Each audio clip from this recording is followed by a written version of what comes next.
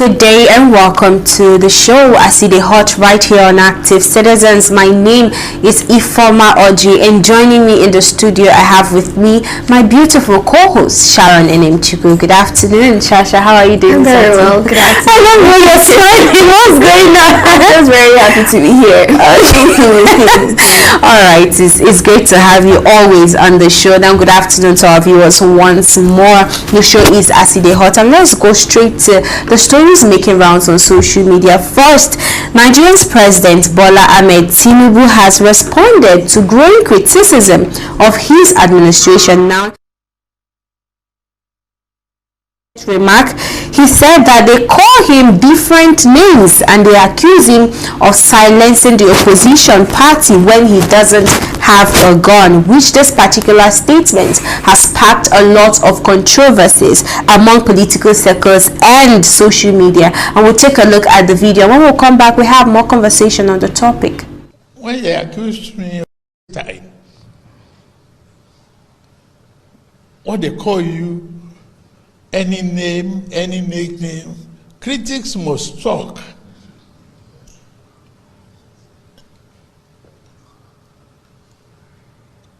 When they accused me of killing opposition, I didn't have a gun.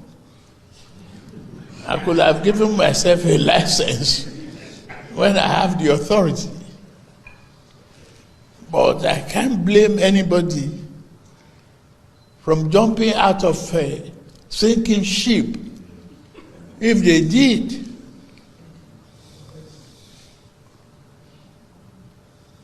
what we have faced that in the challenging period of this country, the terrorism and banditry is causing us the havoc, and we should pull together, unite, in a way that our forefathers contemplated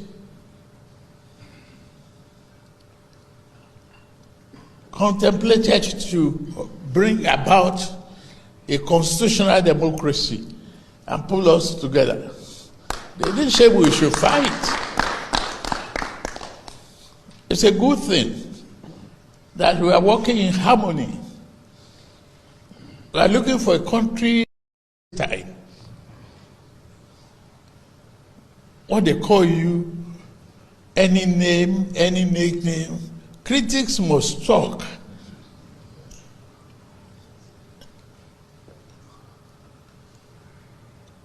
When they accused me of killing opposition, I didn't have a gun.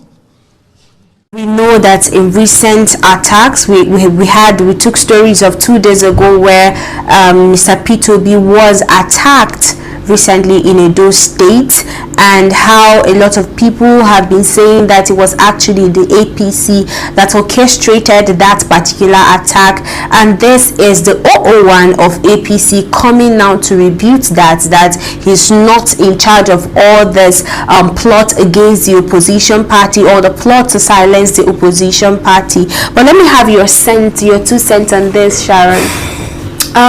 First off, right, I get what the president is saying. I mean, yes, he has been accused, whether it's indirectly of attacking opposition or killing opposition, and it's good to know that when we say these things, it gets to their attention. Now, him coming out to say that even with him being accused of killing opposition, he's not with a gun. That is just him trying to make light of the matter. But we know that you don't have to have a gun to kill, right? Exactly. There are many ways to kill a bird, like they would say. So I just think that, first off, personally, this is the first address to issues surrounding opposition and one-party system that the presidency has made in a long while. So it's long overdue. It should have come last year when, just personally, right? So this is what we want to see. If he says he is not, if he says he is not the one attacking opposition, we want to see his party act accordingly. We want to see them give the opposition a breathing ground to be able to thrive and to to contest fairly. So now that he has made this statement and he has made this address, we also want to see more and more address like this. Let's pick his brain for a minute. Let us know what he thinks about the opposition and also about the one party state that a lot of people have pointed towards, that we might be driving towards, because like they rightfully said, the APC indeed has 31 governors in their party, and it is a history, right?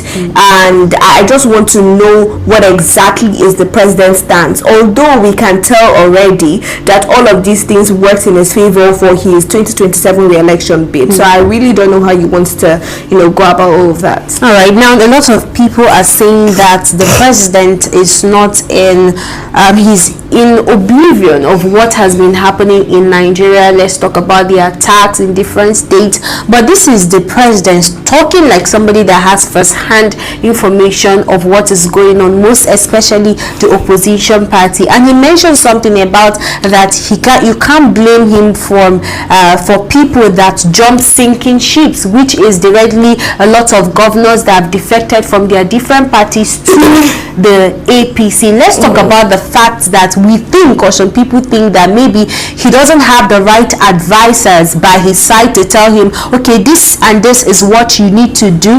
These are the states that have been attacked of recent. You need to visit this state. This is exactly what is going on in Nigeria. The average citizen cannot feed, properly or 3 times in a day. But let's talk about the fact that, he's abreast with this information and maybe he is complicit or complexity towards it. It is going to be, whenever I think the president is out of touch with the feelings of Nigerians, I'm approaching that conversation from, when we're talking about economic hardships and the effect or how far insecurity goes when it concerns commoners and when it concerns Nigerians. But if you're telling me that someone who has been referred to time and time again as a master strategist when it concerns politicking and just being a good politician does not know the terrains of the political atmosphere in Nigeria or the political structure in Nigeria, I would disagree with you, because there is no way someone like President Tinubu would not be abreast with what is going on with politics. I'm not saying governance, with politics. There is every tendency that he is well aware of what is going on, right? Because he is in the APC, one of the founding fathers of the APC, currently 001 in APC. There is no way he doesn't know what is going on with opposition. So that's just that. So when I talk about the president being out of touch with Nigerians, I'm addressing that from the standpoint of economic hardships and the pain of insecurity on the lives of people. That's what I mean. All right, well said. Now let's take a look at how a mature democratic nation should look like. I'm talking about the opposition party. Imagine when we have a strong opposition party. What do you think would 2027 look like? Let's just talk about a mature 2027 or a mature opposition party. Yes, that would be, it would be a breath of fresh air to see that, right? To see a type of politicking or a situation whereby you are not, opposition is not feared. It is encouraged because you believe you have everything that it takes to beat them, and you are not approaching them from a standpoint of I'm scared or I'm afraid, I don't want to be contested. And even before we even get to opposition, we must first of all address the way criticism is being addressed with this present administration before we even get to opposition. Let's talk about Nigerians, giving them feedback as to how they move about or how their policies affect us as Nigerians and how they perceive those feedback, right? They must first change their standpoint from being defensive to being introspective. Okay, this person said this, what can we do better? They shouldn't always come from the standpoint of wanting to tear down, wanting to bring down, wanting to arrest and it just basically shuts down criticisms, right? It is very important. Not criticism now, I would say critiquing, right? It is very important. And also then we can start talking about the opposition and how they must give them the platform to be what they're supposed to be, which is an opposition, and becoming a watchdog for them. So it is very important, but we must first start somewhere at least. All right, well said. We must first start somewhere, and I'm just going to say this quite quickly. I think Nigeria is a country that is always, I remember one time Mr. P2B came out last year to say that the opposition party, which is the APC, or the federal government, have been fighting against him, including INEC fighting against him, joining political parties. And it's quite sad that you can't give someone the environment to play in a political game. This is somebody that Nigerians maybe believe to a very large extent that will deliver Nigeria and take Nigeria to the promised land. So I think everybody should accommodate each other, no matter the ideological differences or the values. There should be avenue or environment for oppositions to thrive in Nigeria as a democratic state. Now let's move over to the second topic for the day, which is a fresh allegation circulating on social media involving Nigerian's Minister of Works, Dave Umahi. Now, according to the reports shared online, a woman claimed she kind of sold some goods to Dave Umahi, and for more than 10 years now, he's yet to pay her the debts that he owed her. Now, the lawyer representing her have come out to make fresh allegations saying that the minister refused to send the money or pay her the money because he asked to sleep with her, which she declined. So he resisted to pay her the money. We'll take a look at the lawyer's claims, and when we come back, we have more discussion on the topic. I've come out to say that Dave Umahi would not pay you once you refuse to sleep with him. Well, that is not our business. That is the allegation. But what we're saying is this: no matter what the allegation is, if you are owing a woman for a contract she has executed and she has documents in that regard, you are bound to pay for her, and you have no right under the law to start using the police as a means of suppressing and gagging people who have simply asked that their right be enforced. A woman was arrested far down in the southeast, and she was transported all the way from the southeast, a state in Enugu, to Abuja. What is this woman's offense? By calling out the Minister of Works, Dave Umahi, who has been owing her for the past 20 years. Her simple demand is this: Dave Umahi, you are owing me for 20 years. Please, can you pay my money? Dave Umahi was on live TV where he was telling the entire world that his life is now better, that he has made so much money, that his life is now better than he was as a governor. What will stop you as a former governor and as the current minister of the Federal Republic to pay a woman you are owing? Is it a crime for a woman to say, please pay me my debts? And what did the police do without making inquiries about the justification and the rationale behind their demands? They picked up this woman from the southeast, brought her to Abuja here, and she has been in detention. We are mandating, as a matter of urgency, that that woman must be released. And she's not the only person that Dave Umahi has done this to. More than 20 women have come out publicly to say the moment they ask Dave Umahi to pay them their debts, he uses the police to arrest them, and lock them up.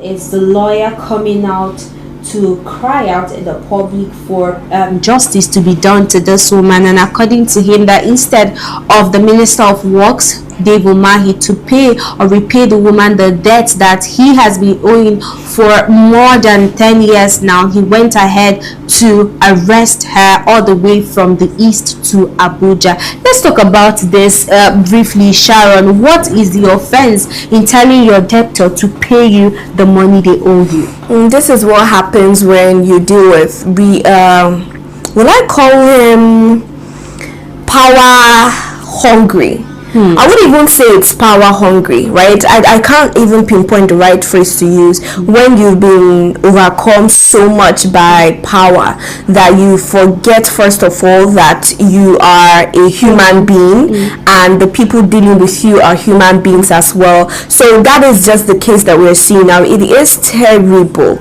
It is very terrible to see something like this still happening in big 2026. I mean, owing a debt that I am so sure he can pay as Minister of Works. It is not as though he is incapable of paying. And I would like to be corrected. Are you saying he's been owing for 20 years? Yes. For 20 years. Yes. That is insane. 2 decades to owe somebody.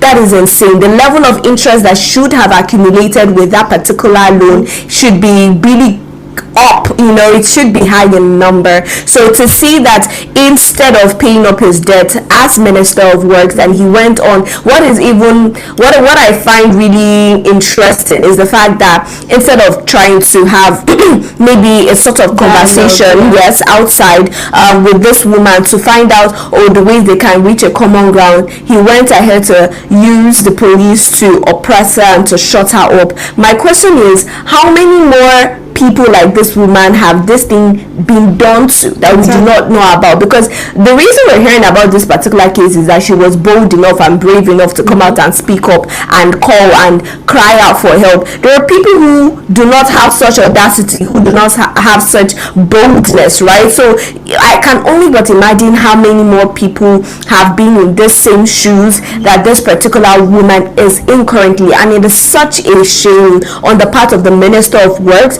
to be found in such back and forth and such scandal resolving or revolving around money when it is something that he can pay off. And for 20 years, that is a level of heartlessness that is actually very interesting and new to me to see that we have our politicians who are comfortable, well-to-do, and they just won't pay people up. That is not right. All right, let's unravel this case, this matter the more. Now, Mrs. Tracy Ohiri is a businesswoman who laid claims or came out to claim that Dave Umahi has been owing her for the past more than 10 years now, and she refused sleeping with the woman, Mr. Dave Umahi, the Minister of Works, and he arrested her. And we'll take a look at this woman just to provide more proof to this particular conversation or this particular story. We'll take a look at the woman, and when we are done with the whole video, we'll come back and talk more on the topic.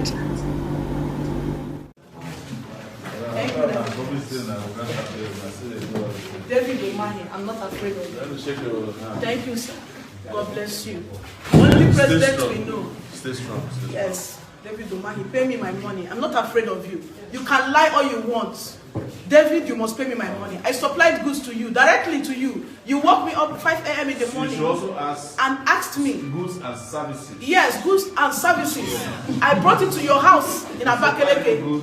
Yes, you know me very, very well. Just because you asked to date me and I said no, you turned it upside down. Sir, you will give me my money. They said you're an honorable minister. David Umahi, there is nothing honorable about you. And you are using police to oppress me. The only police officer that has been nice to me since I came to Abuja is one Maya, Ilya, and one Mr. Ali. The rest are so wicked and mean. The one that is by IPO always call David and his PA to give them information. And he will be asking her different questions. If I'm weak, if I'm broken, I can never be broken. Yes. David, I can never be broken. You will pay me my money. I will press your neck. Yes. You cannot lie that you have not met me. And Fakorode is your boy. Frank and Fakorode is your boy. In the cell where I slept last night, there are 4 men from Ebonyi State. Fakorode brought them all the way from Ebonyi State and locked them up on the instruction of David Umahi. How long will this continue, Nigerians? Yes. This is so painful. David continue to oppress women. What did I do to David? I'm only a woman who is working so hard legally to feed her children and her family. What did I do wrong? By answering you and working for you without mobilization. David, pay me my money. I want all right-thinking men and women, God-fearing men and women all over the world to stand up for justice. Yes. David is owing me, and I need my money paid with interest because 12 years is not 12 months. Yes. God bless you all. God bless you all. Right now, the initial money is 25.4, but today, the money that David is owing me with interest is worth over 304 million. God bless Nigeria. Yes. God bless you all. Thank you. Yes.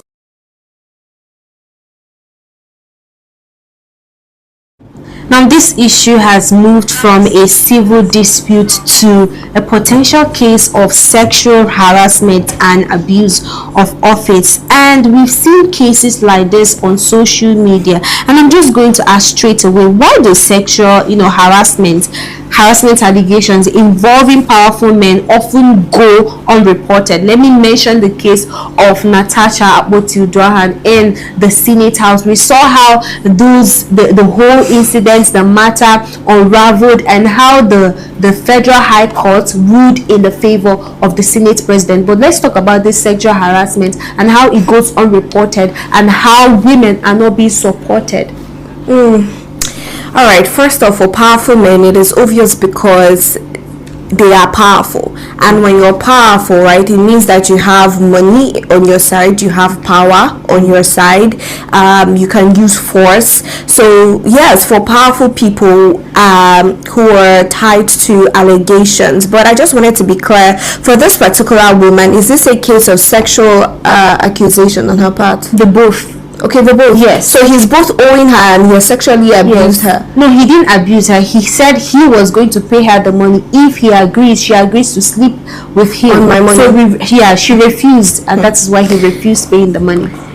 The audacity of men who think that they are gods, who think that the world should revolve around them, who think that because of the position that they have, which obviously is transient and they are going to come down from that position very soon, because of such positions, they think that they can insult people, downgrade people, walk all over people just because they think they can. It just shows you that even before we talk about having quality politicians, we must first look at having quality men giving public positions. It shouldn't just be about merit at this point or what you can do in your job or in your field. It should really be about you being, first of all, a quality human being, because there is no way in the same country you're owing me my money and you want to pay me and you're telling me I have to give up something that I don't want to just to get my money. That is why I said initially that it doesn't make sense that he can't pay up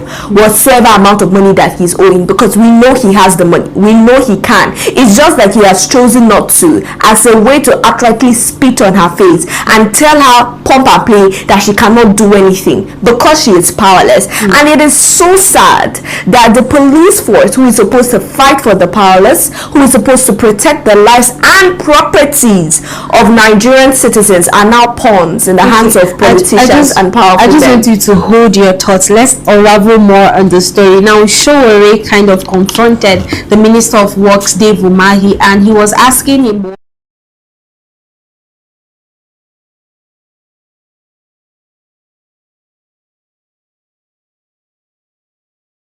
public for Dave Umahi to pay her money. You could see that side by her side, you could see Showore there, which means that he has been with her since this matter started. We'll take a look at Showore confronting the Minister of Works, Dave Umahi, and we'll return back to the studio for more discussions.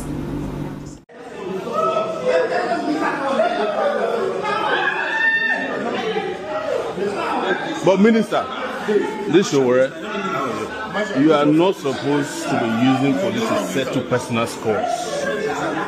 You are not supposed to do that. Have you watched IBTC? I'm not talking to you. I'm talking to the Minister of the Federal Republic. You are not supposed to use police to settle personal scores. Johnny, what's your problem? Johnny, calm down. What's your own? I'm talking to you now. No, you can't. Johnny, let's come here. Listen, Johnny, can't come here. No, please. Don't push me. I'll talk to you. Don't talk to me anyhow. Don't talk to me anyhow. Don't talk to me anyhow. Don't talk to me anyhow.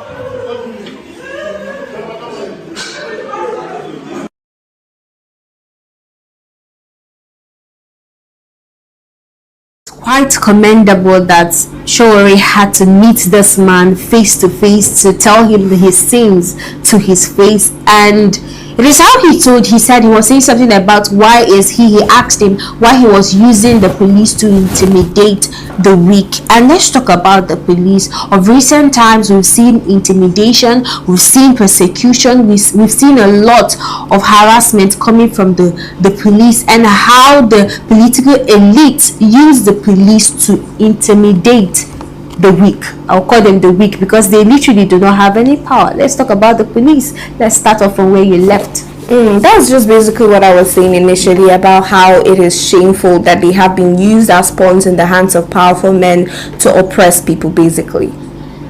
All right. It's really quite sad to see them being used as a tool to oppress people that they are supposed to protect their rights in the first place. But let's talk more on this. Mama P for Nigeria has come out to equally wade in on this particular matter. We'll take more videos about this issue and talk more on it. Let's take a look.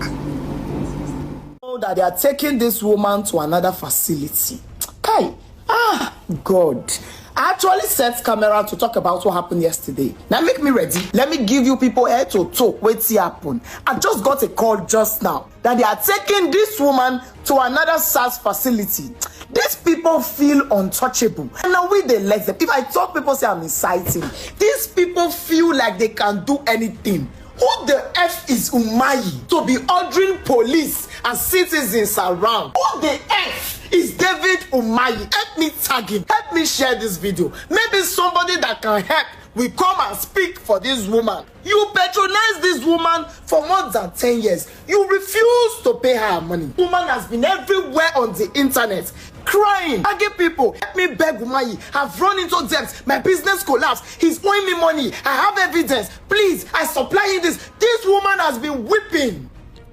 I don't need to sleep with him to give me. Why are you requesting to sleep with every woman that comes across your small body? I'm so offended. Where is FIDA, the Association of Women Lawyers? Where are the human rights NGOs? Where are you people? This woman needs your help. I just got a call now that they are transferring her from Frank Umba, the person who has refused to continue to detain her, now to SARS facility. Nigeria is so sick. Before you finish talking one, another one is happening. Ordered for arrest, brought her all the way from Lagos to Abuja. Like the way that they do the thing, like with taxpayers' money.